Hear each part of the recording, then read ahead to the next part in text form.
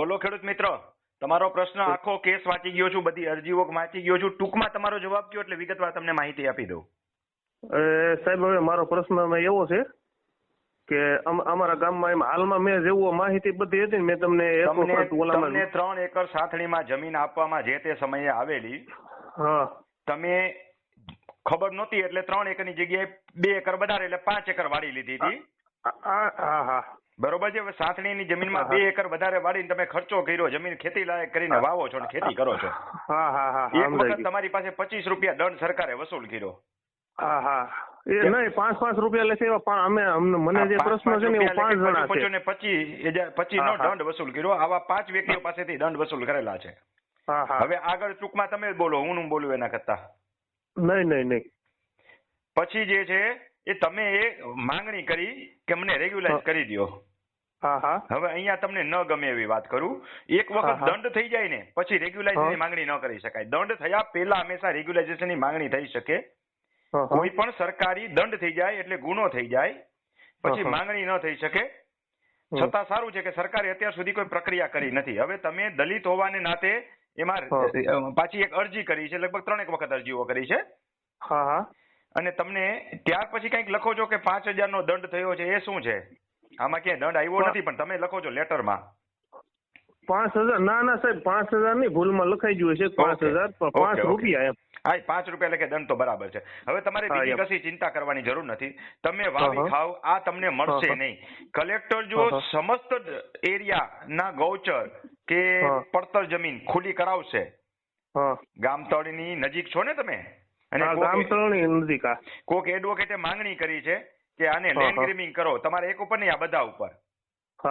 તો લેન્ડ ગ્રીમિંગ નો બહુ તાવ નહીં લઈ આવતા, બહુ ચિંતા નહીં કરતા. તમને સીધી લેન્ડ ગ્રીમિંગ કરીને કોઈ પકડીને પૂરી નહીં દે. અને એ એડવોકેટ જે કહેવાતો એડવોકેટ છે એમને લખેલું છે લેટરપેડ ઉપર. હવે એ ભાઈ પાસે કોમ્પ્યુટર નથી. લેટરપેડ નો લેટરપેડ સાચું છે એમનું, પણ એને હાથથી અરજી કરી છે. હવે એડવોકેટે જો વ્યવસ્થિત અરજી કરી હોય તો એ ટાઈપ કરે, હાથથી ન લખે. આજના જમાનામાં કોઈ એડવોકેટ હાથે ન લખે. એટલે બહુ ઉપાધિ ન કરો.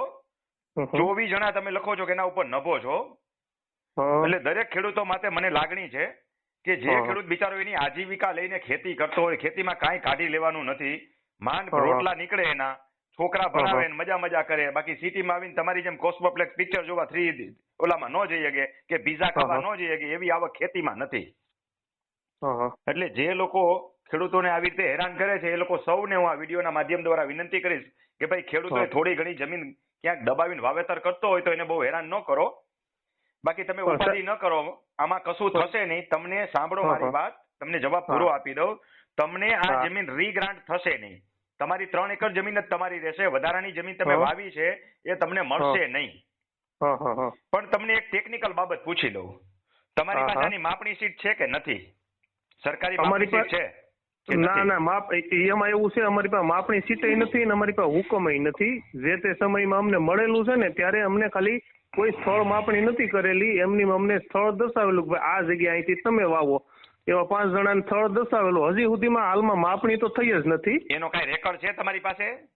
અમારી પાસે હાથ બાર આવે છે, એ રીતનું બધું નીકળે છે. તમારા નામના હાથ બાર આવે છે. અમે એમાં ઉત્તમ કામ થયું. ઉત્તમ, તમારા માટે ઉત્તમ કામ થયું. સરકાર પાસે જ રેકોર્ડ નથી કે તમારી જમીન ક્યાં આવેલી છે. એ તમને માપીને કાઢશે ક્યાંથી? મારા શબ્દો યાદ રાખો, હું બહુ સમજીને બોલતો હોઉં છું.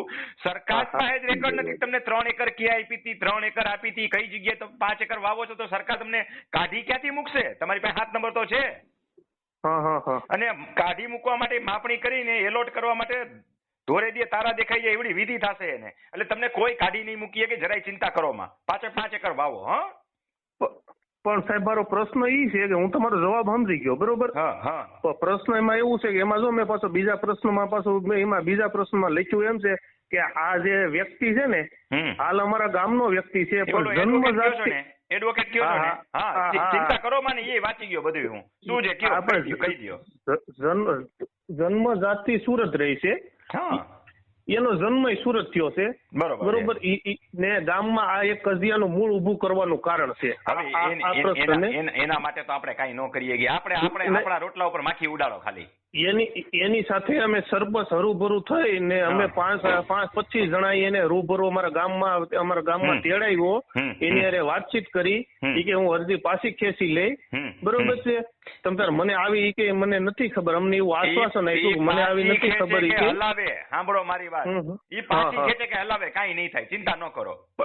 પણ હજી એની પછીની વિધિની વાત કરું, ત્યાર પછી અમને કે હું અરજી ખેંચી લઈને હું તમ તારે આ કે તમારું કે હટાવવા દબાણ કે મને આવી નથી ખબર, પણ મને ગામમાં લે આવી કે માહિતી મળે ને. ટૂંકી વાત કરો ઝડપથી, શું પૂછવાનું હું રહ્યું હવે બાકી તમને મેં જવાબ દીધો એમાંથી. એટલે ટૂંકી વાતમાં એમાં એવું છે કે રેવન્યુ મંત્રી અને મામલતદાર અમારું સ્થળ તપાસ કરવા આવ્યા હતા ને અમને એમ પૂછ્યું કે ભાઈ તમને જગ્યા છે ને કે ભાઈ તમારી આ મતલબમાં તમારી કે જમીન ક્યાં કે પેલા અમને પંચાયત ઓફિસે બોલાવ્યા હાલમાં હમણાં. પછી અમે એને પૂછ્યું કે ભાઈ અમારી જગ્યા અમારી પાસે કોઈ સતુત દિશા નથી.